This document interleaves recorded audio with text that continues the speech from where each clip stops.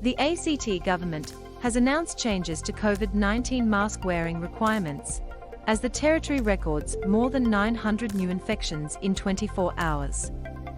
Key points: masks will only be required in a limited number of indoor settings from 6 p.m. Friday, February 26th.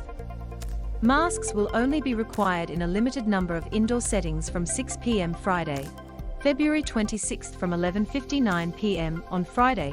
It will also become compulsory to register all positive RAT results online in the ACT. From 11:59 p.m. on Friday, it will also become compulsory to register all positive RAT results online in the ACT. The ACT recorded 946 new COVID-19 cases yesterday, the majority from positive RATs. From 6 p.m. on Friday, February 25th, masks will only be required in a select few indoor settings. These include on public transport, such as buses, light rail, taxis, and in ride-shares. On public transport, such as buses, light rail, taxis, and in ride-shares when working in or visiting indoor spaces at a school or early childhood center. When working in or visiting indoor spaces at a school or early childhood center, when visiting or working at a hospital, residential aged care facility, correctional facility, or residential accommodation. When visiting or working at a hospital, residential aged care facility, correctional facility, or residential accommodation inside Canberra Airport, or on a domestic flight in or out of Canberra. The changes make clear that all staff members or visitors to schools or early childhood education settings are still required to wear face masks while indoors. And workers employed in the disability and aged care sectors are required to wear a mask while working with vulnerable people. This includes in-home and community care providers. The changes to the territory's mask mandate were announced as the ACT recorded 946 new COVID-19 cases in the 24 hours to 8 p.m. yesterday, 570 from RATs and 376 from PCR tests. There are 40 people in hospital with the virus in Canberra, including 2 people in intensive care. No patients are requiring ventilation. More than 65% of Canberrans aged 16 and older have received their booster, and 77.7% of children aged 5 to 11 have received 1 dose of a COVID vaccine. High school students to continue to wear masks inside. Visitors and staff at schools and early childhood education centres are still required to wear masks indoors. Cass and Ho. While NSW scrapped the requirements for school students to wear masks in class earlier this morning, the ACT will continue to enforce mask wearing for students in Years 7 to 12 while indoors at school. In a statement, the ACT government said the changes brought the ACT into line with similar mask requirements in NSW and Victoria.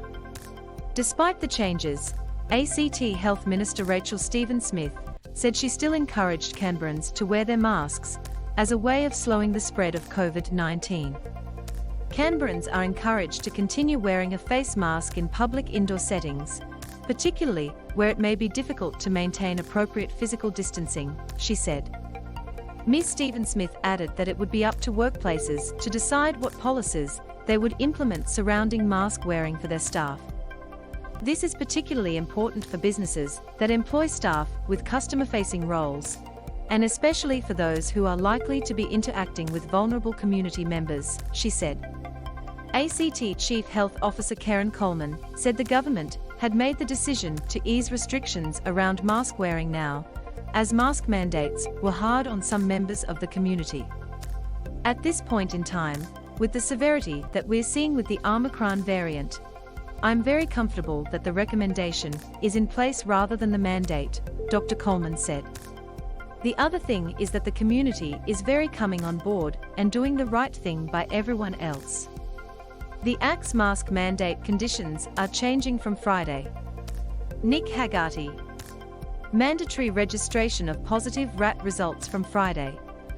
The ACT government has further outlined that from 11:59 p.m. on Friday, anyone who receives a positive rapid antigen test (RAT) result must lodge it on the ACT Health website. Previously, the government had asked people to register their positive results, but it was not compulsory. In January, Acting ACT Health Minister Chris Steele said there would not be penalties for those who did not register the result. "We're asking Canberrans to do the right thing and fill that in if they've received a positive RAT result," Mr. Steele said. From Saturday, anyone with a positive result must quarantine for 7 days, as per public health guidelines for positive COVID cases, whether that result is obtained via a RAT or PCR test. Positive rapid antigen test results must be reported to ACT Health from Saturday. Zoe Hitch. Questions raised about efficiency of RATs in schools.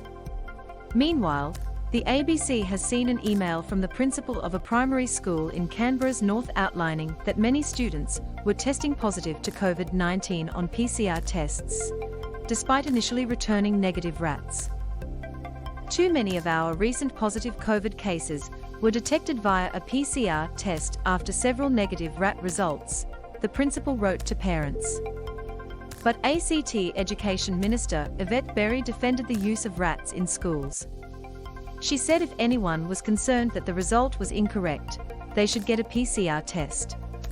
"Well, it's not that RATs can't be trusted, it's just that they aren't as accurate as a PCR test, but they are providing reassurance to families and to school communities that are using them," she said.